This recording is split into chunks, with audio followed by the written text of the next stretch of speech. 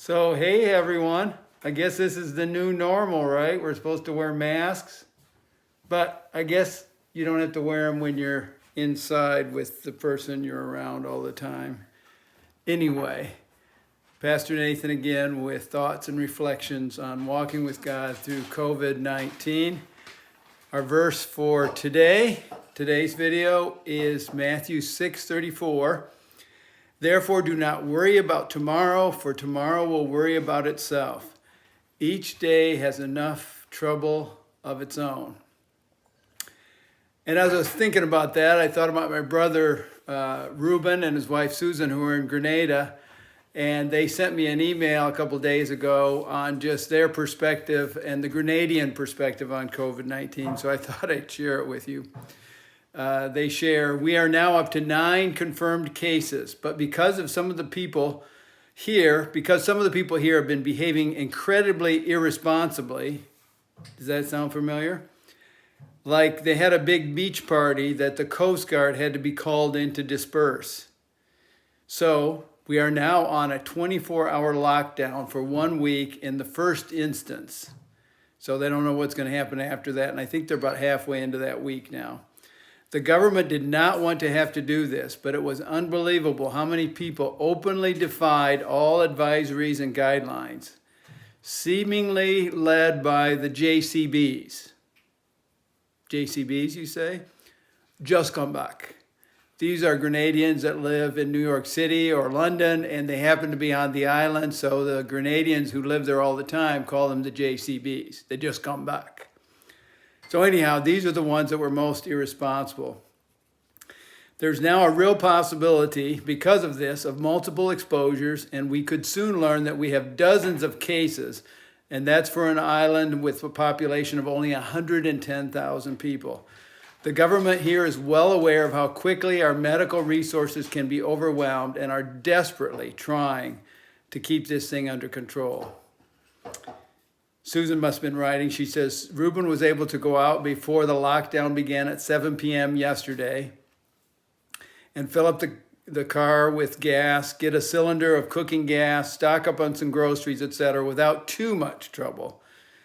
Most Grenadians do not have the means or the mindset for much hoarding, so we have not experienced a shortage of things like toilet paper. But then we reflected on how much easier this has been than our experience after Hurricane Ivan in 2004. Ivan hit Grenada as a Category 5 hurricane, and over 90% of the structures on the island were damaged in one way or another, and some were completely destroyed.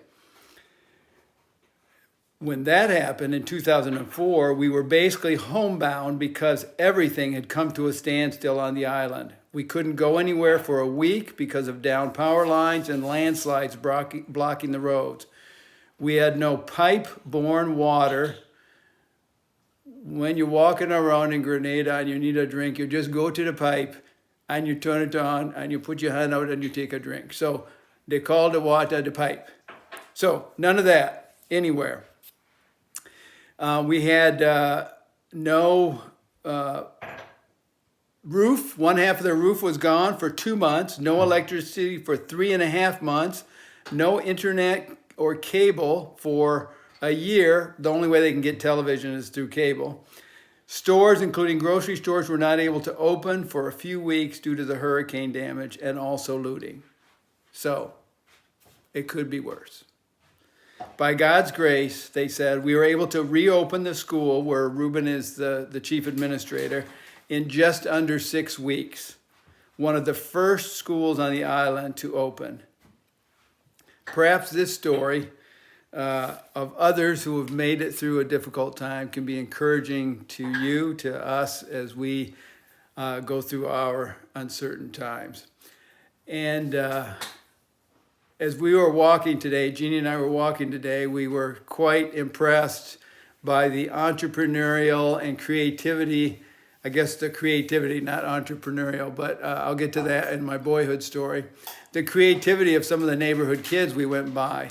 They have to keep their social distancing, so on 4 house lots, 2 across the street from each other, each of the kids had set up like tents and hammocks and stuff that were about 20 feet from the people on the same side of the street as them and directly across the street from other kids. And they were just yelling and talking and playing, not getting close to each other by any means, but making the best of their situation.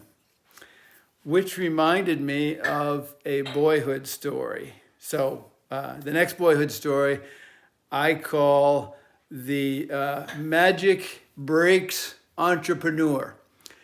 So anyhow, when I was a boy in Grenada, about junior high school age, my Uncle Gil, who used to play for the Detroit Lions back when they was good in the 50s, 52 to 61, and he gave us these bicycles, American bicycles.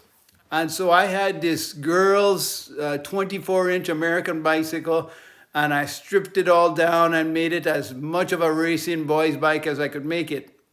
Well, I went to this school called this Grenada Boys Secondary School.